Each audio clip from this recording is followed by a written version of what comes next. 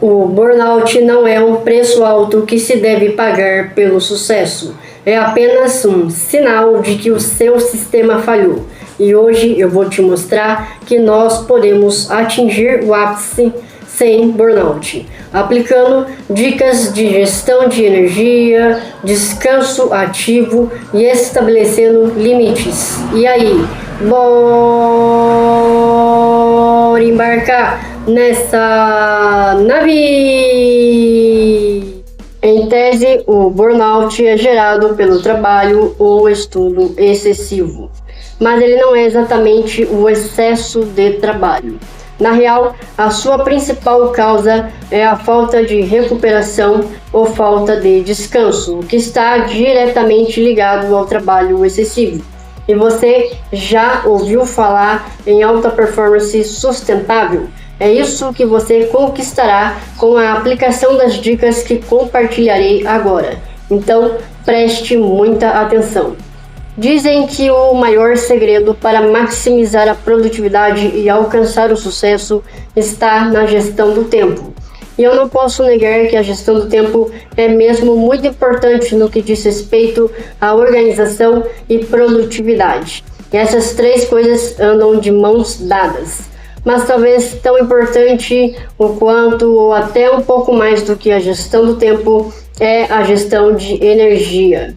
Alguns estudos revelam que nós conseguimos nos mantermos totalmente focados por no máximo cerca de 90 minutos. Portanto, não adianta você insistir em trabalhar por 4 horas ininterruptas ou por um período ainda maior, pois após os 90 minutos iniciais, a sua produtividade começará a despencar. Ela cairá em pelo menos 50%. E quanto mais cansado você se sentir, menos produtivo você será. Por isso, é importante você gerenciar a sua energia de forma estratégica. E uma solução bem interessante para isso é a aplicação do método Pomodoro, que consiste em você dividir os seus afazeres em etapas de meia hora ou de 1 hora. Se você escolher dividir em etapas de meia hora, a cada 25 minutos de trabalho ininterrupto, você terá que dar uma pausa de 5 minutos para descansar. Agora, se você preferir dividir em etapas de 1 hora, a cada 50 minutos de trabalho ininterrupto, você terá que dar uma pausa de 10 minutos para descansar. Porém, se você não quiser dividir em etapas de meia hora ou de 1 hora, eu recomendo que você divida em etapas de 90 minutos. No entanto, tem que ser 90 minutos de trabalho ininterruptos. E aí, somente no final de cada etapa, você deverá dar uma pausa de 15 a 20 minutos para descansar. Mas é para descansar mesmo, viu? Nada de ficar à toa nas redes sociais, porque isso pode atrapalhar o seu descanso.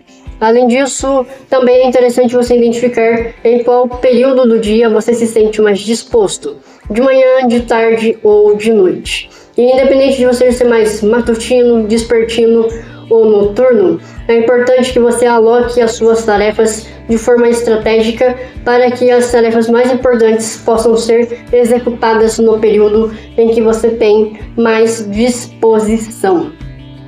E antes de abordar aqui a questão do descanso, é lógico que eu não poderia deixar de falar um pouco sobre o princípio de Paretos.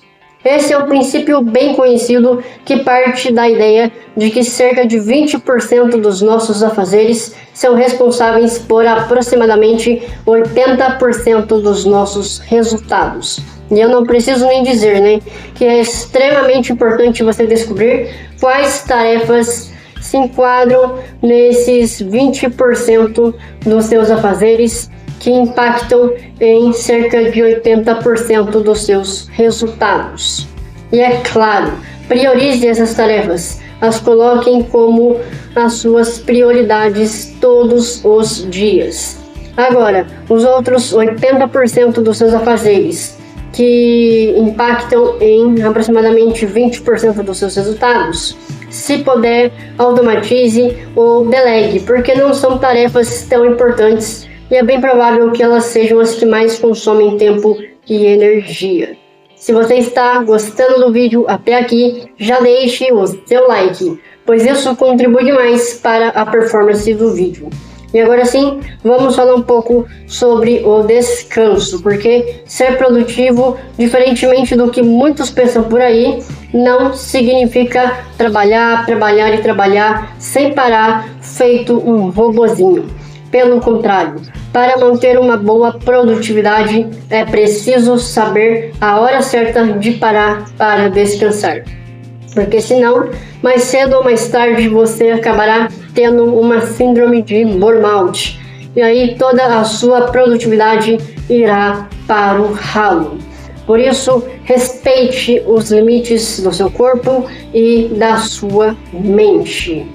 E eu quero deixar bem claro que eu não estou falando só daquele descanso passivo que muitas vezes nós temos quando estamos sentados ou deitados à toa no sofá assistindo TV ou então rolando o feed das redes sociais para cima e para baixo.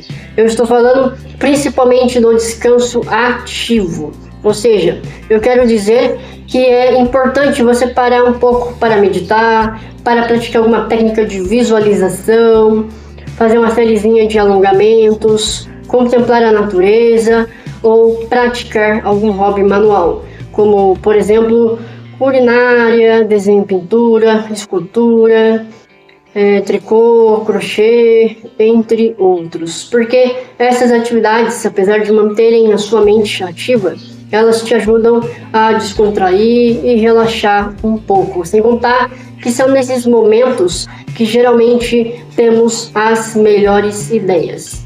E é claro, cuide da qualidade do seu sono. Não veja o seu sono como um luxo, mas sim como um treino de alta performance, porque você não conseguirá se manter performando bem por muito tempo se não tiver um sono de qualidade. Se você está gostando mesmo do vídeo, aproveite para se inscrever no canal, caso ainda não seja inscrito, e ativar o sininho das notificações. Venha embarcar nessa nave e viver o lado bom da vida. Agora, finalmente, vamos falar um pouco sobre o estabelecimento de limites. E eu estou falando de limites em todos os aspectos da vida. Limite de afazeres, limite de tempo, limite de energia, limite financeiro e talvez o mais importante de todos seja o limite digital. Porque hoje em dia nós passamos tempo demais navegando nas redes sociais e na internet como um todo. Porém, a real é que o excesso de informações e essas dopaminas baratas que as redes sociais nos proporcionam, elas podem sim te gerar um certo estresse ou um desgaste mental, te deixando ainda mais cansado. Por isso, eu acredito que vale a pena você definir aí umas 2, 3, 4 horas no máximo por dia para navegar nas redes sociais e mexer na internet como um todo. Aliás, eu acho interessante até você definir um horário para responder as mensagens do WhatsApp, abrir os e-mails e ficar nas redes sociais, ok? E quando você receber um convite ou uma convocação, se pergunte se isso te deixará mais próximo do seu objetivo principal ou de algum outro objetivo que é importante para você. Se a resposta não for um sim, com certeza, diga não. Eu sei que muita gente aí tem dificuldades de dizer não. Entretanto, a verdade é que dizer não, muitas vezes, é um ato de profissionalismo. Não tenha medo de parecer rude ou deselegante. Ao invés de dizer não, infelizmente agora eu não posso, diga agora não vai dar, pois estou concentrando todas as minhas energias no projeto X. Olha só que forma mais elegante, de certo modo, profissional de dizer não, né? E eu tenho certeza que aplicando essas dicas todas de forma consistente, você conseguirá se desenvolver de uma forma bem leve e saudável, até atingir o ápice sem correr o risco de ter burnout. Se gostou, compartilhe este vídeo com geral. Desde já, muito obrigado pela atenção.